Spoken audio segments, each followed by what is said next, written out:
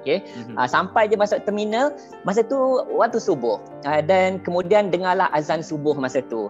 Bila kita dengar azan subuh, saya rasa macam itulah first time di lapangan terbang saya dengar azan subuh.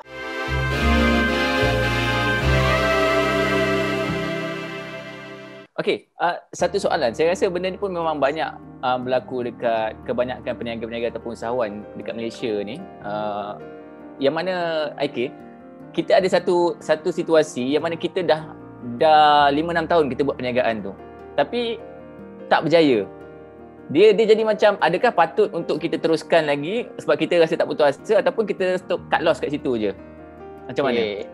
Okey, so jadi kenapa sesuatu perniagaan tu tak berjaya? Sebab dia kalau kita simplify lah, kita permudahkan, sebenarnya kan kita tak buat apa secukupnya. Itu je. Bagi saya semua perniagaan boleh berjaya, cuma kita tak buat secukupnya. Kita tak buat apa yang kita tak pernah, benda-benda yang baru yang kita nak tak cuba. Contohlah, okey, katalah seseorang usahawan tu kan kecil-kecilan, dia jual cookies. Okay? Dan dia jual cookies dekat Instagram lah contohnya. And then dia kata dia dah buat setahun, 2 tahun, 3 tahun, kenapa tak berjaya?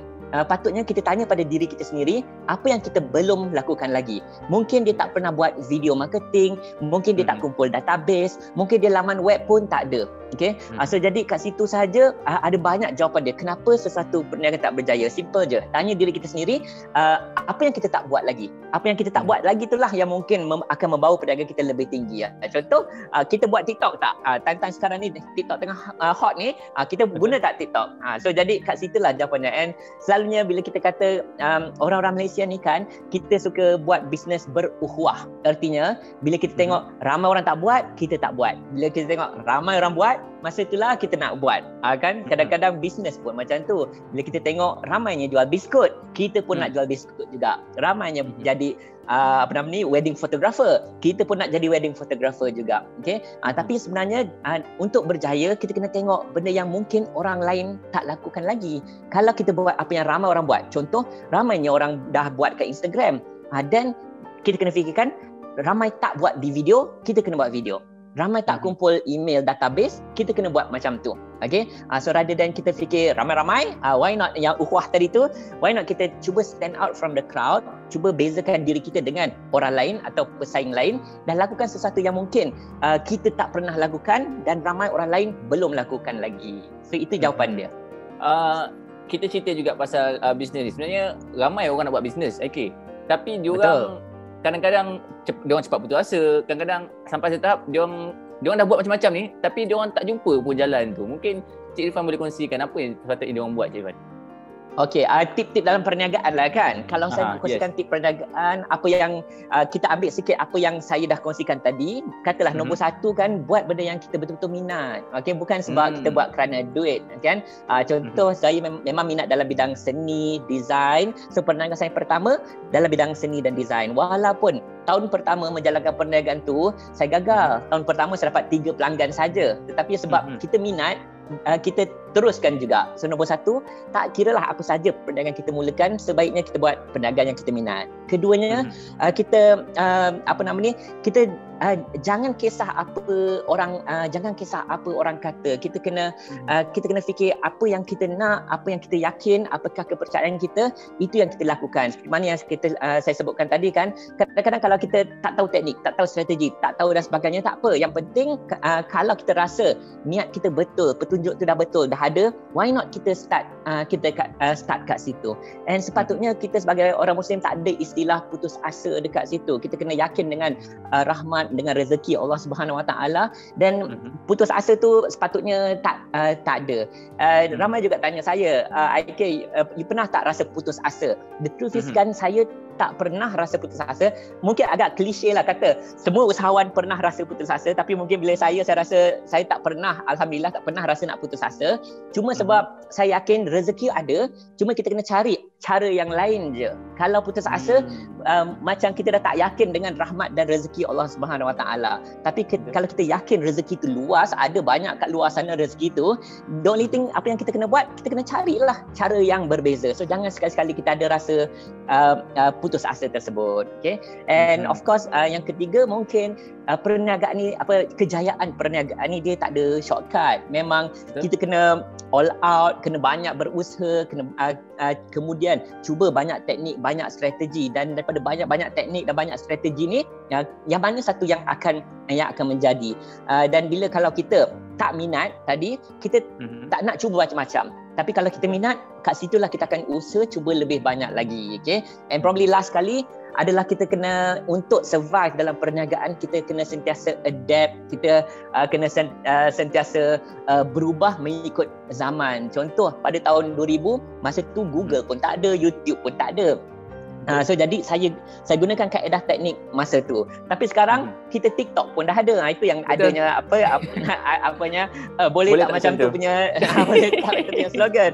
So jadi untuk make sure perniagaan kita last long, perubahan teknologi dia akan berubah dengan pantas. Tapi kita sebagai usahawan perlu berubah juga. Okey, 5-6 tahun dulu kita dah bermula Facebook Live lah, IG Live, IGTV dan sebagainya. Sekarang orang suka kat TikTok and video-video yang lebih pendek. So jadi saya sendiri pun mengalami perubahan dari segi penyampaian, okey, dan untuk berjaya long term memang itu yang kita kena lakukan sebagai usahawan. Kita kena sentiasa adapt dan evolve dengan keadaan semasa.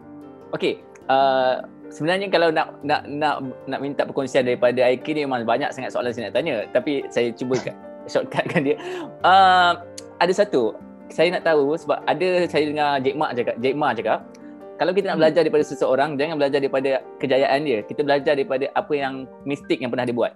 So saya nak tanya Aiki, mungkin Aiki boleh kongsikan ada tak perkara-perkara yang Aiki pernah buat kesilapan dalam perniagaan yang boleh kesilapan?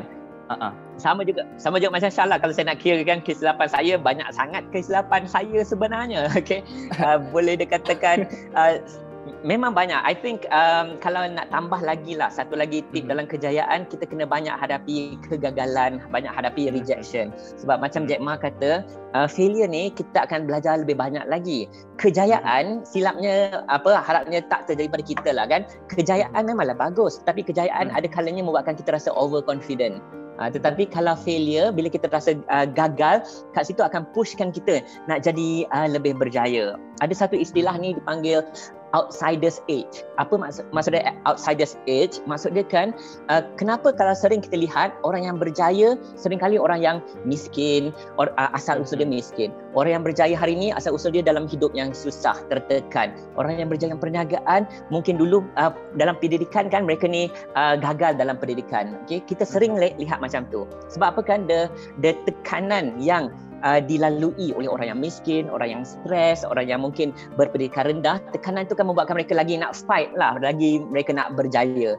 So jadi konsep kegagalan adalah tekanan tersebut. So memang betul dan saya setuju, kegagalan banyak akan membantu kita. Saya sendiri pun ada juga banyak idea, tambah-tambah saya buat multiple source income, banyak juga idea perdagangan saya yang sebelum ni kan yang tak menjadi, yang merugikan dan sebagainya. Tetapi oleh kerana kegagalan semua tu kan jadi kini alhamdulillah jadi lebih bijak lah dalam nak mencari idea perniagaan apa yang menjadi dan sebagainya. Tapi kalau perdagangan saya dulu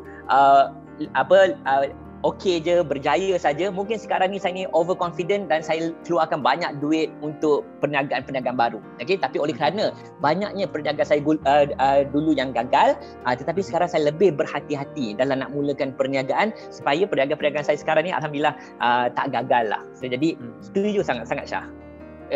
Kita nak minta jugalah untuk Aiki, mungkin Aiki ada pesanan ataupun sebab kalau ikutkan Aiki ni dia banyak dah kongsikan tips-tips macam mana nak berjaya, macam mana nak ada minda sebagai seorang jutawan semua, tapi mungkin yang terakhir lah sebab kita pun dah nak cukup masa ni, yang terakhir daripada Aiki sendiri berkenaan dengan perniagaan Cik Aiki. Silakan. Okey, mengenai perniagaan juga kita sering kita sering study macam tadilah, tak salah kita belajar tentang Jack Ma lah, Jeff Bezos lah, Bill Gates dan sebagainya. Saya dulu pun banyak membaca buku-buku mereka. Tetapi juga pesanan saya kepada mereka yang berminat dalam perniagaan, cuba kita rujuk semula kisah-kisah usahawan pemimpin Islam kita satu ketika dulu seperti Abdul Rahman Auf yang merupakan usahawan yang sangat-sangat hebat, dan apakah teknik strategi yang dilakukan oleh Abdul Rahman Auf. Adapun Sayyidatina Khadijah Khuwailid, isteri kesayangan Rasulullah sallallahu alaihi wasallam, yang merupakan usahawan wanita yang paling top satu ketika dulu. And juga study juga Rasulullah sallallahu alaihi wasallam pun mula berniaga pada umur 12 tahun, dah mendedahkan diri bersama bapa saudaranya Abu Talib dalam bidang keusahawanan, dan sampailah remaja, sampailah in the, early 20s kan, menjadi salah seorang usahawan yang hebat ketika itu. So I think banyaknya kadang-kadang kita mengidolakan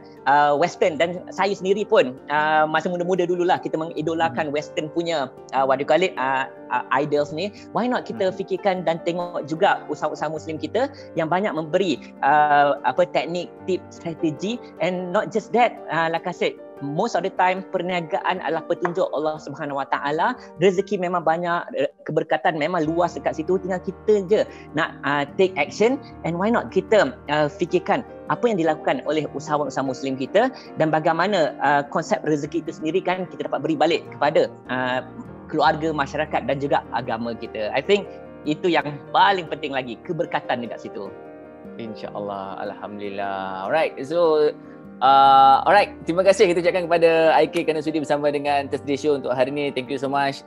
Sudi luangkan masa tuan. Terima kasih Syah, thank you Cool FM kerana menjemput saya untuk sesi Thursday Show ni. Ya, nanti kita sambung kat TikTok InsyaAllah, boleh tak macam tu? Ya, boleh tak macam tu. Okay guys, diharapkan perkongsian hari ini bermanfaat. Diharapkan juga untuk you guys semua kongsi video ni, share dan juga post lah dekat mana-mana, sebab kita bukan senang nak dapat bersama dengan Cik IK kita, Irfan Hairi. So insyaAllah semoga perkongsian hari ini bermanfaat. Alright, terima kasih guys. Assalamualaikum, jumpa lagi Cool FM.